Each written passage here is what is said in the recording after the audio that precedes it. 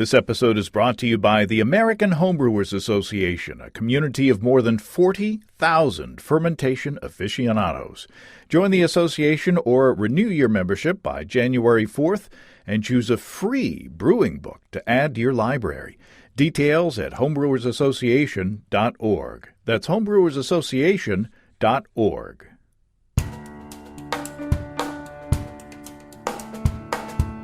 Welcome to Basic Brewing Radio for Thursday, December 3rd, 2020.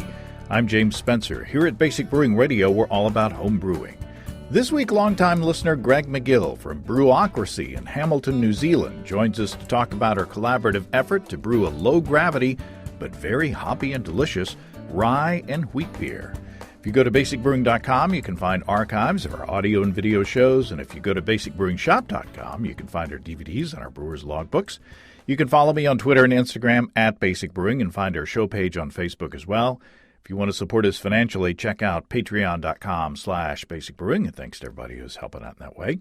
If you go to patreon.com/basicbrewing, you can see a long list of stuff that you can access if you sign up as a supporter. Financial supporters will see an early release this week of the Basic Brewing video episode featuring Steve Wilkes' Apple Wine. Steve of stevesbrewshop.com. He basically gives a masterclass on how he made this delicious wine. Why is it a wine and not a cider? Well, Steve took some organic apple cider or apple juice and added a bunch of dextrose to boost the gravity. So it's really more of what Steve calls a country wine, you know, when you take fruit and then add some sugar to it to boost up the gravity. In the episode, Steve goes into detail about how he made it, the nutrients that he added, the clarifying and the stabilization steps, and the conditioning to add body to the apple wine. It's been a long time in the making. Steve's been talking to me about it for a long time, and it really is delicious. It really was worth the wait. So it's something that went very well with the Thanksgiving holiday. Speaking of which, I hope you had a great Thanksgiving if you celebrate it. If you don't, even if you don't live in the United States, well, why not? Might as well.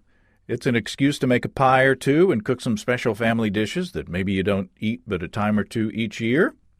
In our house, it was my sister's broccoli, rice, and cheese casserole that my son Will made for us. He's learning how to cook, so I'm glad for that. The main course this year was a turkey breast, boneless turkey breast that I smoked. When Susan first brought it home from the store, I asked her to bring home a turkey breast, and I was anticipating this big old, bone-in turkey breast, but she brought home this little thing. It was a 3-pound boneless turkey breast, bound up in a net like a roast, and it looked so small compared to what I was expecting. However, it was only 3 of us for the holiday, so 3 hours on the smoker at 250 degrees Fahrenheit or 121 C, smoked with hickory. It was perfect. It was great. We're going to have to do that again. I also made a pecan pie and a coconut cream pie. Whew, man. Hey, our friends and sponsors Ricky and Kelly from Groenfell Meadery in Vermont had some very fun news this week. Kelly appeared in a video on social media with a baby bump. There's going to be another addition to the Groenfell family. Very exciting. Little Nora's going to be a big sister. I also learned recently of another upcoming addition to what I consider the extended Basic Brewing family, but I don't know if they're ready to make that public. Much needed good news. Anyway, Ricky also says Groenfell is launching their Groenfell Winter Warmer mead based on an 18th century wassail. Ricky says it's Groenfell's most requested mead of all time and will be the first time that you can get it outside the state of Vermont, delivered to you, in fact, if you live in the Groenfell delivery area. This winter warmer is made of sweet honey and maple syrup, or syrup, depending on where you live, bright blood orange, along with warm cinnamon, vanilla, nutmeg, and cloves, in a collaboration with Runamuck Maple. And a portion of the sales of each bottle goes to charity. So, what a great holiday beverage and gift idea. Check out the Groenfell Winter Warmer and all other delicious honey-based beverages at growing family-owned, Groenfell.com. That's GROENNFELL.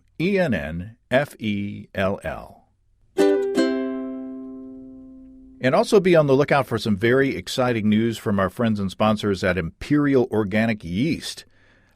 Casey's told me what it is. It's something that Imperial has been working on for a very long time, and they're almost ready to announce it.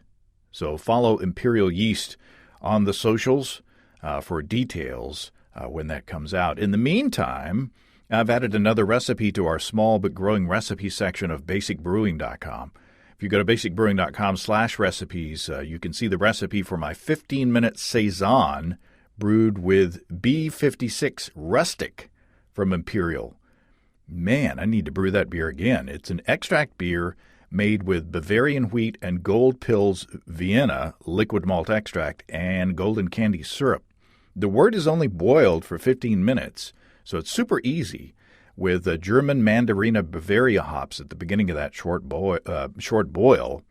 The Imperial Rustic yeast really brings out some fun flavors to pair with those hops. And of course, I didn't use a starter because my stir plate is dusty. I don't use it anymore to make starters for moderate gravity 5-gallon batches. Imperial's industry-leading pitch rate of 200 billion cells per easy open package means that my airlock is usually bubbling before bedtime. Couple that with a terrific technical support and customer service, and Imperial Organic Yeast just can't be beat. Ask your local homebrew shop about Imperial Organic Yeast and follow them on the socials for big news coming up. Check them out at imperialyeast.com. That's imperialyeast.com. Let's take a quick look into the mailbag with an on-topic question from listener Doug. Doug writes, when it comes to the 15-minute boils, in general, do you think your doubled-up bittering hop additions at the beginning of the boil are also serving as a flavoring addition, or should I add some flavoring hops at about 10 minutes? Well, thanks, Doug. You definitely do get a lot of flavor from the hop addition at the beginning of that 15-minute boil, along with about half the bitterness of a 60-minute addition, or at least according to the hop formulas, half the bitterness per the amount of hops that you put in there. I didn't add any hops at the end of the boil for the 15-minute Saison recipe because of the style, but you certainly could. If you're making a nice hoppy pale ale, for example, I wouldn't add hops at 10 minutes with a short boil. If you're adding them at 15, I'd move the rest of the hop additions to either flame out or a hop stand after the boil, maybe even at a reduced temperature after the end of the boil to bring more hop flavor and aroma with less of a bittering charge. It's a good strategy for, say, New England IPA-ish beers, and a really fun concept to play with, especially because you don't need to boil the extract for a full hour, just long enough to sanitize it, hence the 15-minute boil. However, with our hop sampler series, I don't even bring the wort to a full boil, just right to boiling temperature. Just when it starts to bubble up a little bit, I turn off the heat, and I only steep the hops for 10 minutes, just off the flame. So you could just do it no boil with extract. And we've also done short boils with all grain batches too. So the old rules definitely don't apply that say you absolutely have to boil a wort for a full hour. Make up your own rules and be sure to take notes to ensure that you can learn from your results. Appreciate that, Doug. And by the way, a Basic Brewing Brewer's Logbook would be excellent for that note-taking. And they also make great Christmas gifts. I usually get a lot more female names coming through the Basic Brewing store buying logbooks at this time of year. BasicBrewingShop.com. I'm just full of shameless plugs this week. Speaking of which, one more. Our friends and sponsors Desiree and Dave from High Gravity in Tulsa are having a sale on money. A sale on gift certificates, which is essentially the same. During the holiday season, all gift certificates at HighGravityBrew.com are 10% off, which makes it easy for Santa to indulge your brewing desires. You may choose to use your gift certificate on beer or wine kits, or ingredients, or to upgrade your home brewery and take the pain out of propane with a new electric brewing system like the Warthog Brew-in-a-Bag system, featuring a spike kettle, solo brewing basket to replace your bag, a Blickman boil coil, a Riptide pump, and, of course, the awesome Warthog EBC 130 controller. I myself have a Warthog EBC 130 controller, and I love it. It's like having a brewing partner with you there on the patio or wherever you brew to bring the strike water up to perfect temperature, maintain steady mash temps, and to hold a steady rolling boil even on a cold and windy patio.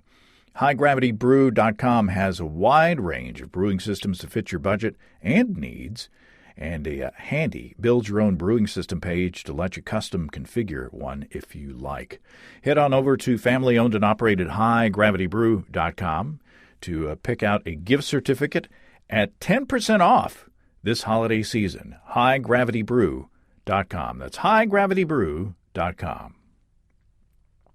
Okay, Greig McGill deserves a medal. He's one of a handful of listeners who started listening way at the beginning back in 2005 and is still with us for some reason. He reached out recently wanting to collaborate with me on a brew to be served to thirsty Kiwis at his Brewaucracy brewery in Hamilton, New Zealand.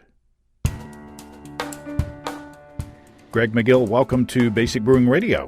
Oh, thanks, James. It's great to be here. Yeah, this is, up until now, your relationship with Basic Brewing Radio over the past 15 and a half years has been a one-way street. But now, for the first time, you get to talk back to me, and I can respond. I assume that you talk to me all the time, when you're listening to the podcast, maybe correcting me on something stupid I say. I was going to say, this might be dangerous territory. I mean, I've sent a few emails over the years, but hey. Oh yeah. We've been corresponding for sure. Yeah. And in the beginning, I mean, you literally have been listening to the show since the beginning, back in July of 2005. Yeah, I was having surgery at the time, so it was kind of something and I was looking for anything that was beer related, any beer podcasts. I was a keen home brewer at the time, and I was just casting about for something to occupy myself while I lay in bed and stared at the ceiling. So I came across you guys, and I think Craft Beer Radio had also started up about that time. And one I came into about 2 or 3 episodes in, and the other one was just starting. So it was whichever of you came first, that was the one that I listened to right at the start. So Well, Jeff and Greg with Craft Beer Radio, they beat us by a month or so on iTunes. That might have been it then. But we're I think, and unfortunately, Jeff and Greg are taking I hope a temporary hiatus from posting. But I think that now this podcast could be one of, if not the longest running, I'm fairly sure it's the longest running homebrewing podcast on iTunes, and maybe one of the longest running beer podcasts. I don't know. It's been a long time. I couldn't find anything else at the time, so I'm pretty sure you're right. It's a ringing endorsement. That's good enough to be official. That's a ringing endorsement. Well, there wasn't anything else on. Hey, but I've left it on for 15 years, so hey, there you go. You're a glutton for punishment. I'm a glutton for most things.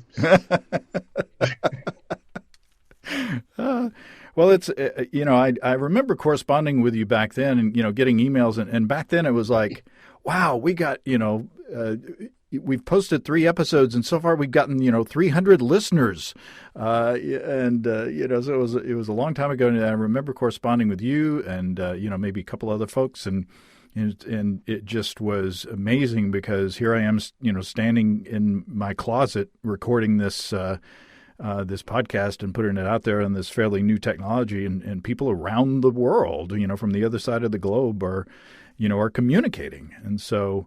That really opened up the door and opened up a lot of possibilities. Yeah, the joy of the internet back then, eh? Yeah, it was a lot more innocent place. It was. At least on the surface. There weren't many comments to read. Well, I appreciate your staying with us for so long, and we got to meet down in Nelson at the Homebrewers Conference a few years back, and that was a whole lot of fun.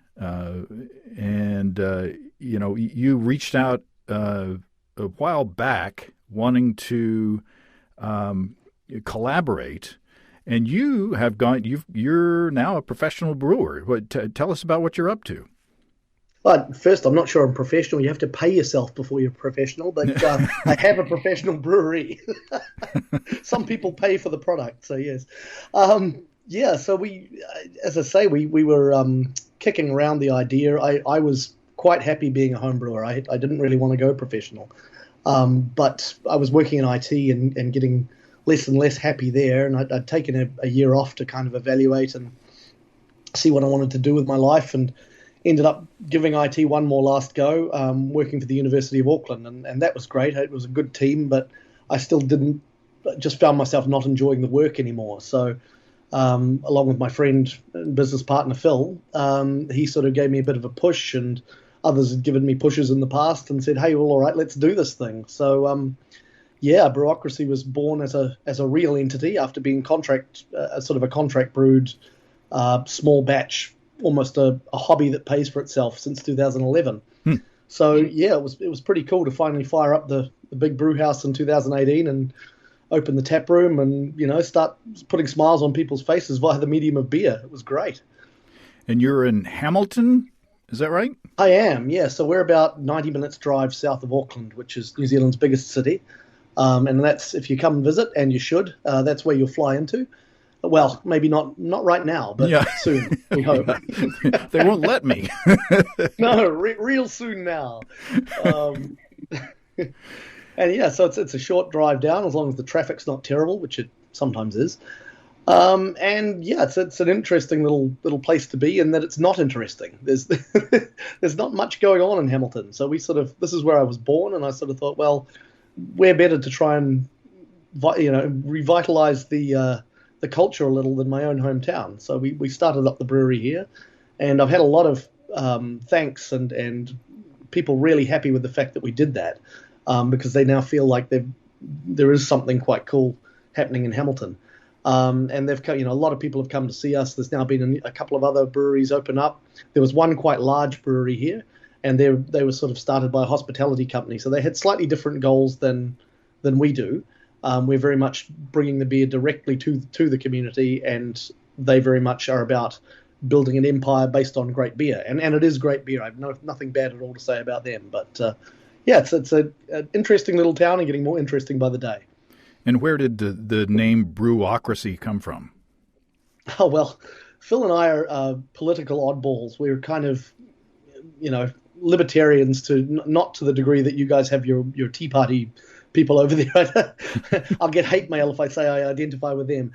But we are very much small government. We love the idea of people being kind to each other and relying on each other, but that always being voluntary and not forced by the hand of government. And so we riffed on this theme a lot, and we came up with Brewaucracy in that, we can kind of, am I allowed to say take the piss? Is that an expression you guys have? Extract the urine. We just like to play around with that. We mock the mechanisms by which government works. So a lot of our names are either corporate buzzwords or government-related, taxation-related, that sort of thing. So it's a gentle theme, but we like to poke the bear a little. And that seems to fit in with the personality of some of the Kiwis that I've met. You don't want to get too proud, or somebody will take you down a peg. In good spirit. Oh, very, very true. Although that's got a light side and a dark side too. There's very much a tall poppy syndrome, we call it here in New Zealand, where people really get stuck into those who have become quite successful, and there's a bit of resentment culture. Everything we do, we try to do with kindness and with our tongues firmly in our cheeks. We mean everybody well. And what do you brew mostly? I'm I'm a little bit famous in the beer scene in New Zealand for being a curmudgeon. I get a lot of people hassling me and because I don't really jump onto trends. I'm not a fan of haze. I'm not a fan of throwing everything you can find in a 12% stout. And, I think adjuncts have become the reason for beer rather than beer being the reason for beer now. It's like you have to be fun to have beer. And I'm just a believer in good, clean, well-made beer. And that's what I try to do. And largely in areas that other people aren't. So I kind of, traditional English styles, traditional German lagers, that sort of thing. I mean, we do occasionally jump into the trend pool just because we've got a tap room and sometimes that's what customers ask for. But yeah, I try and be a little bit different. It probably costs us a lot of sales, but I can sleep at night. You're being different by being more traditional. Yeah, exactly. And I feel like we're going to see a bit more of that in the near future. I'm already starting to see it a little bit around. So what's your system like? So we've got a 10-barrel, well, it's not quite 10-barrel. It's a 12 hectoliter, which is how we measure things when we're not using your weird freedom units. And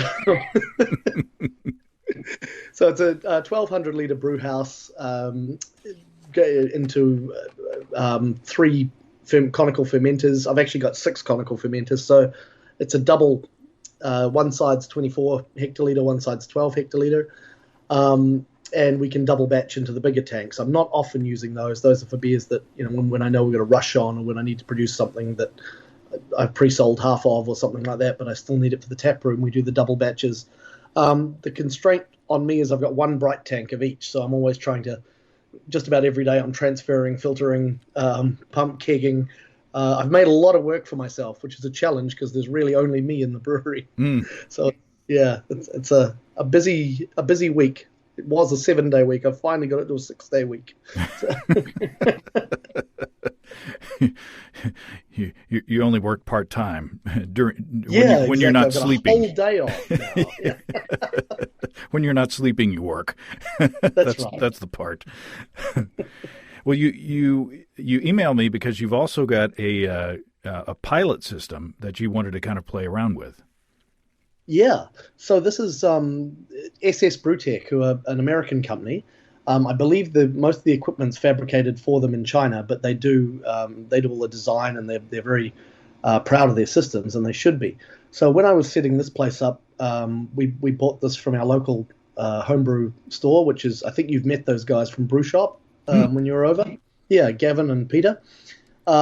Really cool guys. They're just around the corner, and they're always happy to help me out with, oh no, I've busted a fitting. I need a 1.5-inch valve quickly.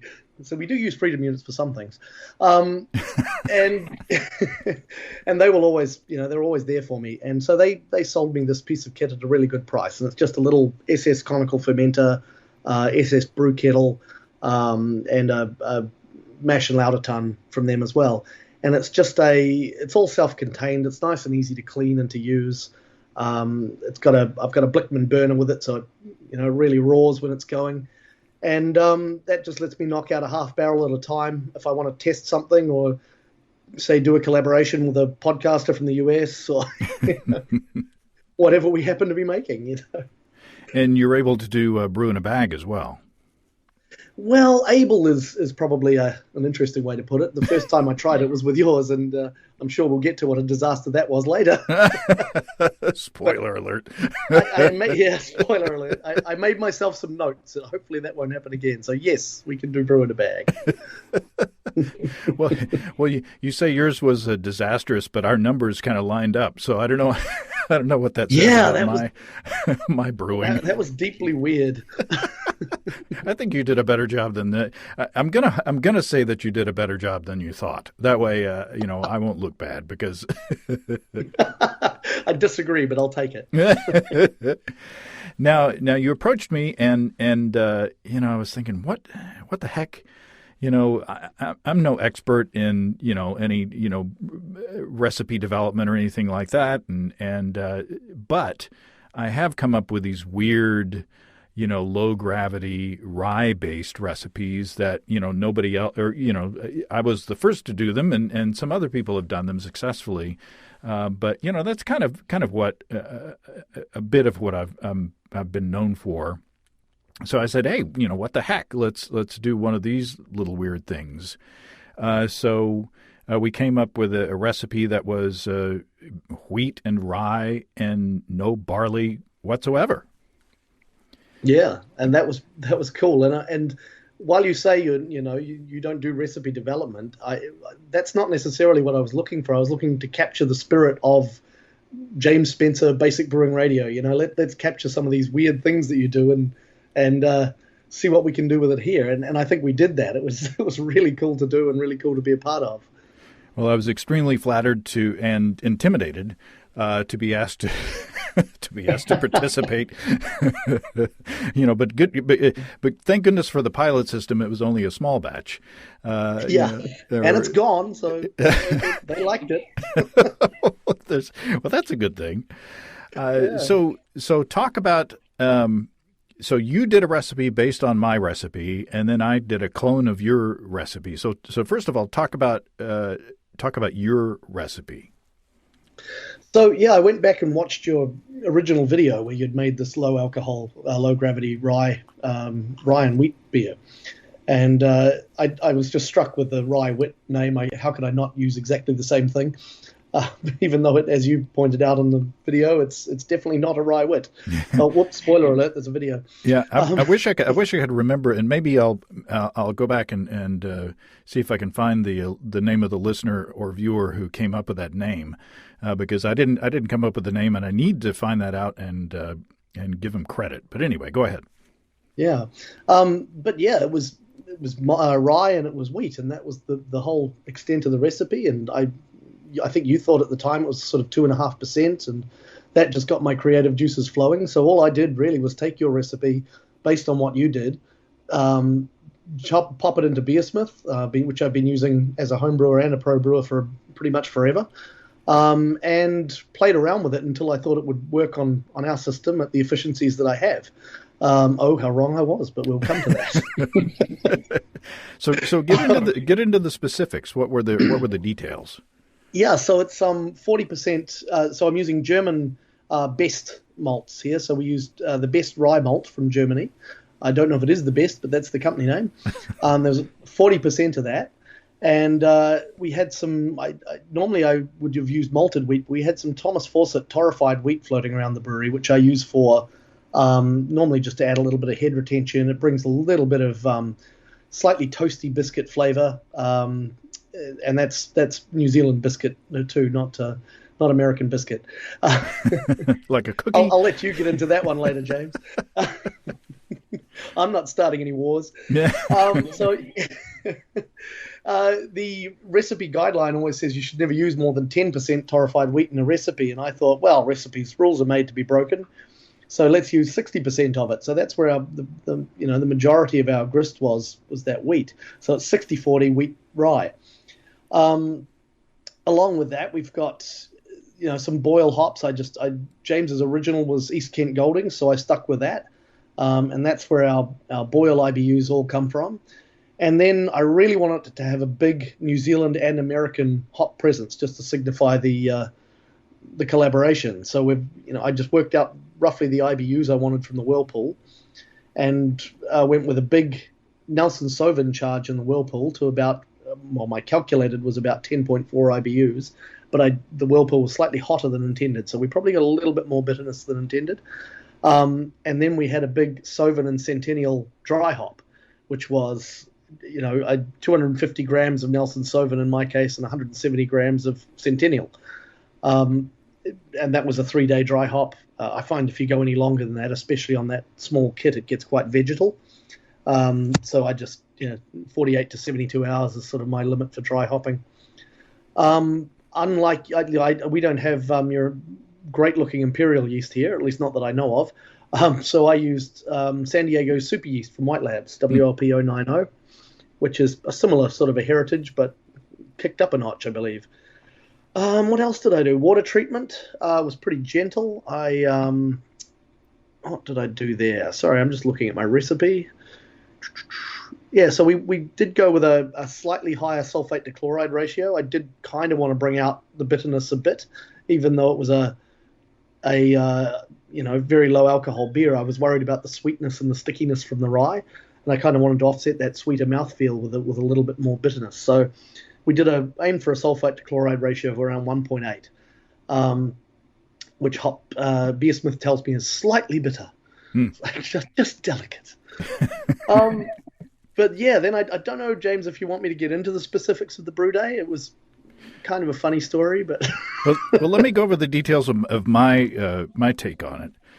Sure. My batch was 5 gallons or 19 liters, and I went in with 3 pounds or 1.4 kilograms of torrefied wheat. And this is the first time that I've used torrefied wheat in this recipe. I usually use malted wheat.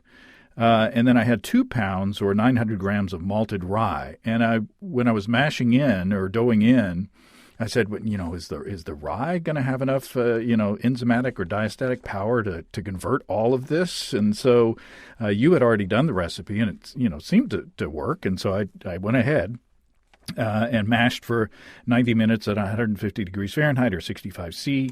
And then I used half an ounce or 14 grams of EKG at 60 minutes. And then at flame out for a 5-minute hop stand, I did 2 ounces or 56 grams of Nelson Sauvin. And then after fermentation, I dry hopped with 3 ounces or 85 grams of Nelson Sauvin and 2 ounces or 56 grams of Centennial for 3 days, I believe. Used Imperial A07 Flagship, which is just the Chico strain, I believe. Original gravity 1021, final gravity 1008 for an ABV of 1.7%. Oh, and I did use 4 grams of gypsum in the boil as well, just because that was what was recommended in the Bell's Two Hearted clone recipe that that I've been using, and it seemed to work. It seemed to bring out the hoppiness. So I'm not a big scientist when it comes to water calculations and water chemistry, as everybody knows who listens to the show. But it seemed to work. So that was my take. And my brew day, as you could see on the video that I posted as of this show, it was posted last week on Thanksgiving Day. But my brew day went pretty well. How did yours go? Yeah, thanks for the setup there, James.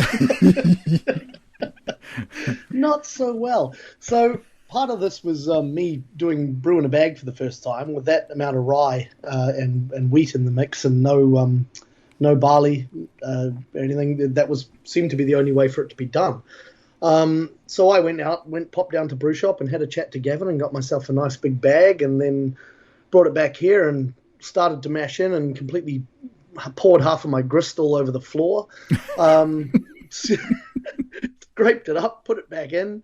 It's all going to be boiled, right? It'll be fine. This was after running it. I suddenly realized, of course, I haven't used the pilot system since before the brewery was set up. So I had no way of milling my grain except the giant 2 tons an hour commercial mill that I've got here. So I ran the grain through that, trying to catch it all in a bucket, and so that it didn't fall out the end of the auger all over the floor. I got that bit right. And then, everything else seemed to go mostly okay after that. I dove in, I hit my temperatures. I also had the same thought about diastatic power halfway through and went, And strangely, you threw to me for that one, saying, well, I'd done it and it worked. And I came back and thought, well, James has done this before and it worked. So we've created a feedback loop of poor science here, but we seem to have got away with it. And yeah, so I ran into the kettle, and this is where the trouble began. As I was running off, I popped into the office. I was trying to do the horror that is excise tax in New Zealand at the same time. So I was doing paperwork and answering a few emails, and vaguely over the sound of everything else that's always happening in the brewery, I could hear this trickling sound. So I ran back, and of course I'd left the whirlpool valve on the kettle open, so it was running. Part of it was running down the drain, and of course it was the thicker, juicier part, the heart of the mash, if you like. So there's some beer that we'll never know what it might have been like. But yeah, I got the rest of it, and my OG was 1020 post boil, and my final gravity was 107 after boil. So it was there or thereabouts. 1.7%, same as yours. So we seem to have got away with it. Yeah, your accident and my just normal brewing lined up. So I don't know what that proves, but it proves something.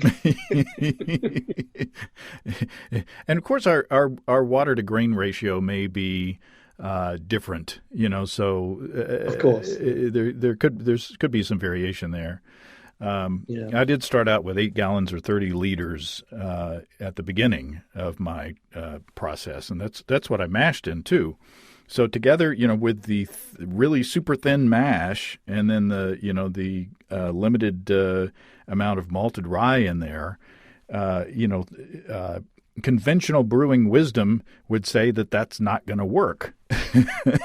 we need to get Marshall Shot up in here and get him to break this one down for us.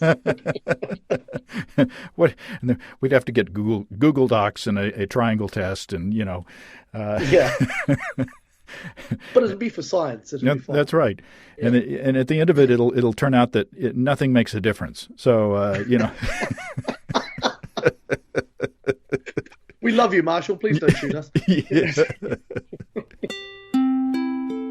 Let's take a quick break from talking to Greig to talk about our friends and sponsors at Tavour. If you listen to the show, you know about Tavour already. It's a way to select delicious craft beers that you may not be able to find in your area and have them delivered directly to you. It's not a Beer of the Month club where someone chooses beer for you. You only pay for the beer that you choose over the course of the month. Signing up for Tavour is free. Just create an account at Tavour.com. That's T-A-V as in Victor, O-U-R.com. And download their iPhone or Android app. You'll receive notifications for 2 new beers each day that are available for purchase with in-depth tasting notes from Philip at Tavour. This month, look for selections from Eastern Market / Ferndale Project, North Park, Good Word Brewing, Falling Knife, Ingenious Brewing Company, and Barrel Culture Brewing and Blending. If you're not interested in the beers that you see, no worries. Just skip the one that you don't want. However, when you see something that you do want, and you will, don't wait. Just click on it and add it to your crate. Your beer arrives fresh every few weeks, allowing enough time to fill a box and pay the least shipping. Why don't you check it out? It doesn't cost anything to sign up if you're just curious, and there is no obligation to purchase anything. In fact, if I can ask you a favor, go to Tavour.com, T-A-V as in Victor, O-U-R.com, or download the app, and when you sign up, enter the promo code Basic Brewing, all one word, and you'll get $10 off your first shipment of $25 or more. Again, it's free to sign up, and there's no obligation to purchase. Sign up at Tavour.com, T-A-V as in Victor, O-U-R.com, or with the Tavour app, and enter Basic Brewing as the promo code. So you had a keg of beer that you want. Well, first of all, should we? I think I want to play some of the audio from the Basic Brewing video episode with me and Steve, and we'll get our reaction to tasting my batch, and then we'll come back and then ask you about how your patrons felt about it. Cool. So here we go. We'll go back in time and listen to what Steve and I thought of the New Zealand Rye Wit. Well, it's a mighty pretty little beer, and I have to confess that I had a glass of this with my lunch, so I'm a little ahead of you. Well, you've had this, I'm sure you have, but I had a glass at lunch, and it's really nice. How can you not like that? It's crisp, it's refreshing. It's got a great beat. It's easy to dance to. It smells great. Give it a 7. Yeah, it smells great. When you listed all the hops, I got a little scared. I mean, there's a lot of hops in here, and I was like, "Oh, brother, what were you thinking?" But this is great. In fact, I tasted the wort before fermentation, and it tasted pretty bitter to me, and I got a little nervous about it myself. But after fermentation, and even after 5 ounces of dry hopping, I think it holds up really nicely. It's the body is a teeny bit light, and I usually use, instead of torrefied wheat, I usually use malted wheat, And I don't know if that has anything to do with it or not, but it's interesting that the 2 pounds of malted rye had enough diastatic power to convert itself and that extra 3 pounds of torrefied wheat. So... and I don't mean this as a criticism at all, so don't take it that way. But the only thing that when I first sipped on it, I thought, oh, I wish it had just a little bit more body. But as I drank it over the course of a glass of it, I was like, no, this is just fine. This is great because it's so refreshing and it's so crisp and light.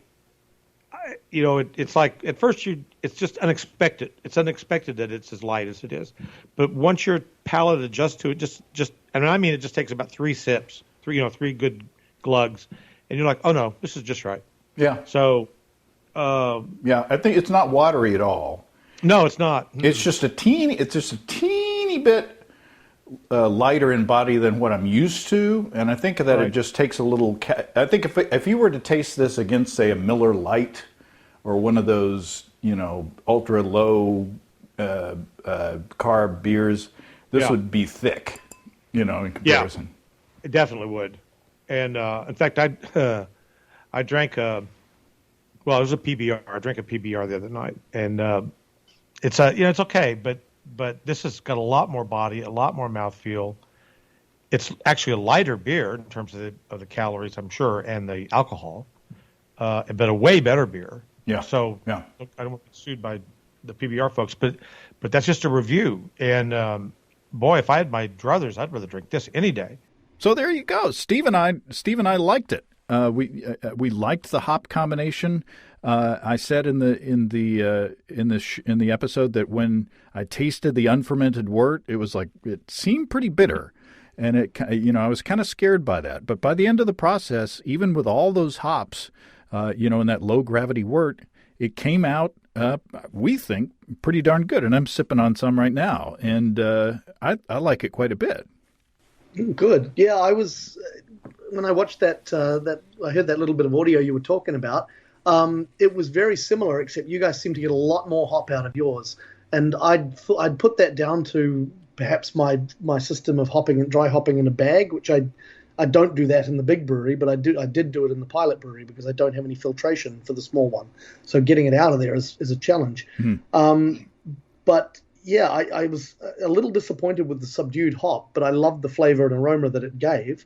I thought the bitterness was about right for the beer. And again, I was not too surprised by that because that has been my experience with those yeasts and with that much hop. It always seems to pull quite a lot of bitterness out in the yeast.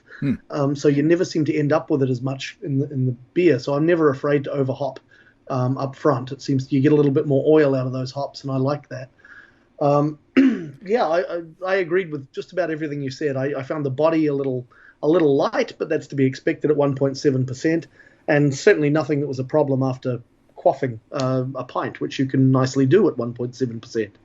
Our customers... You boldly put it on tap and then left town. Yeah, that's exactly what I did. And what's worse, I left town to go drinking wine. That was our Labour weekend here, and I went away with my wife's sister and her husband, and we just went, and my wife's other sister, and we went over to the Hawke's Bay and popped around the wine trails, which my brother-in-law and I insisted we compliment with a few breweries. But of course, it went on tap that day, as luck would have it. I hadn't quite expected the keg it was going to replace to run out. And my bar manager was texting me saying, hey, people are really liking this. So that was quite cool to hear. Oh, wow. And so I came back and the keg was just about gone by then. And the feedback was overwhelmingly positive, with a few people thinking it was too thin and a few people saying they'd like a bit more hop. So I think we, for a first effort at a pretty unconventional beer, I think we did quite well there, James. Yeah, you were a bit skeptical when we were first talking about this concept, because you didn't know what your patrons would think about a low alcohol beer. No. So Hamilton is, to put it kindly, quite agricultural. it has been called a cow town, to put it unkindly. And there's a long history here in Hamilton of classic Kiwi values, like value for money. You've got to get as much as you possibly can for your dollar. And so people come into a tap room and they buy they pay $8 for a pint of 8 New Zealand dollars. That is, I don't know what our pesos are worth these days in your money. But people want to get a buzz from that, and whereas I'm the other way around. I do not care. I'm interested in flavor, and I think most sort of beer people are these days. But Hamilton's still a little bit regressive in that regard. Luckily, our taproom customers are very good people. It's an interesting mix of locals who have, grown up drinking what their dads drink and not straying too far from that, and beer people who have come simply because they're excited to have a brewery near them. And so we get a mix of the, what do you mean it's only 1.7%, and this is really good, I can have 6 of these. And I would have liked to have been here to see more of the reactions. I saw a few after I got back, but it certainly seemed about 50-50 from when I came back. Well, I think if I were to do this particular recipe again, I might either end. It's not good scientific approach to change 2 variables, but I might boost up the amount of malted rye. Because malted rye does have quite a bit of body to it. It's quite slimy or snotty, and if you put too much. That was what I was afraid of. So that was sort of the 40% goal was, I was a little afraid we'd get a little of that snotty texture and that would be off-putting. But yeah, you're absolutely right. If I was doing it again, I'm with you 100%. And I might also try switching back from torrefied wheat to, although this was a good beer, in my opinion, switch from torrefied wheat back to malted wheat just to see if that has an impact as well. Just because, and I don't have anything to compare side by side, but it seems like to me that on similar recipes in the past, that we got a teeny bit more body with the malted wheat over this version with the torrefied wheat. But again, I can't complain. Like I say, I've been sipping on this, while we've been talking, and it's completely satisfying to me as far as the body and the flavor and the aroma. It's just a fun little beer, and I haven't made any inappropriate jokes or stumbled over my words yet. So there's still time.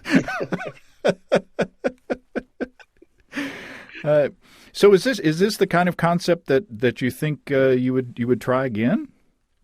Yeah, I'm actually.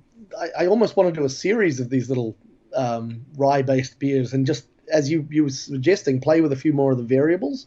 I think I'd probably want to get the alcohol up a little, just maybe 2.5 to 3%. Mm-hmm. I just feel like you do need a little bit of alcohol. It helps contribute to the body. It helps carry some of those flavors and blend those flavors together. I often notice if I'm drinking a low or zero alcohol beer that, they almost taste unpolished. They taste like you can very much separate the malt from the hops. And I think the alcohol acts as a nice sort of a glue or literally a solvent to sort of, mix them together. Well, and I was going to say that. I was going to use that word solvent, wondering if your expectations of the hop utilization, especially with the dry hopping, I wonder if the lack of alcohol had a role with that. Yeah, I didn't consider that at the time. I only considered it after the fact when I was drinking it. But yes, I think you're exactly right. I think that's certainly what could have happened. I'm going to have to put you to work, James. You're good at coming up with these theories and justifying some of my terrible beers. Well, this is why. Here's let me pull this out of my rear end as a reason. Pull away. Well, it was a fun project, and I've still got some in the keg, which is a good thing. And especially, because we haven't talked about the lower calories, but with Thanksgiving. As we're talking, coming up this week, I've got plans to We're scaling down as far as the number of people. There's only going to be just the three of us here at the house, because we're not traveling this year for obvious reasons. Mm-hmm. I'm scaling up my pie production and things like that. So I need something with lower calories in the liquid realm. Does scaling up pie production mean you're making one gigantic pie or a bunch more smaller pies? This has been a blast, and I appreciate your reaching out to me and having the opportunity to connect. Maybe we can do something similar again. Oh, yes, please. I mean, thank you, James. It's been great to do this with you. As I say, it's been a long time. I feel like it's been a long time coming. I originally wanted to do it right when we opened the brewery, and it's taken me this long to find the time and actually realize my long put-off ambitions. So, thank you again. It's been awesome. Well, stay tuned. I appreciate it, Greg. Cheers. Well, thanks again to Greg, and as always to Steve of stevesbrewshop.com. What a fun thing. By the way, I did some digging, and according to my notes, it was listener Wes Furtado on Facebook back in 2012 who came up with the Rye Wit name. So appreciate that, Wes. Very, very clever, and I should have thought of that. If you have brewing questions, show suggestions, or just want to say howdy, write to James at basicbrewing.com, or just fill out the contact form at basicbrewing.com. And please don't forget to tell us where you're from. Check out our mobile-friendly shop at basicbrewingshop.com. Thanks to everybody supporting us through our Patreon page. Special goodies always coming your way. Check that out at patreon.com/basicbrewing. It's all until next time. Until then, thanks for listening, everybody. I'm James Spencer. Production help for Basic Brewing Radio and our website is provided by Kelly Dotson. Basic Brewing Radio is a production of Active Voicing. We'll talk to you next time, everybody. In the meantime, stay well and stay tuned. So long.